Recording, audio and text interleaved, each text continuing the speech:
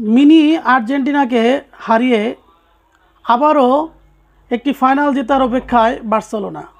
কে আপনারা ভালোভাবেই জানেন, রিয়াল সোসিয়েদাদকে হারিয়ে রিয়াল মাদ্রিদ একমাত্র এনরিকের গোলে তারা কিন্তু ফাইনালে চলে গিয়েছে। এই দুই দলের মহারণ চলবে। এই দুই দলের মধ্যে কে এগিয়ে তর্কে জড়িয়ে যাবেন। বার্সেলোনা হ্যান্সি ফ্লিকের সময়ে যেভাবে খেলছে এক কথায় দুর্দান্ত। তারা যেভাবে কামব্যাক করেছে হ্যান্সি ফ্লিকের আন্ডারে, একটি ম্যাচও কিন্তু এ পর্যন্ত হারেনি।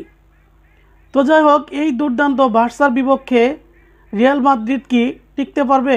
ভিনিসিয়াস, এমবাপ্পে, বেলিংহামদের নিয়ে সেই অপেক্ষায় থাকবেন ফাইনাল পর্যন্ত।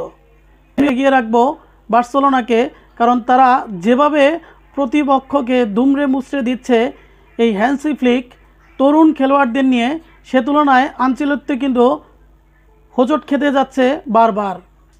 পর চলবেই বার্সেলোনা এবং রিয়াল মাদ্রিদের তর্ক বিতর্ক। ছোট আর্জেন্টিনা বা মিনি আর্জেন্টিনাকে হারিয়ে বার্সা যে ফাইনালে চলে গেল, এখন আর্জেন্টিনার যারা ভক্ত সমর্থক রয়েছে তারা তো বার্সেলোনা সমর্থন করে।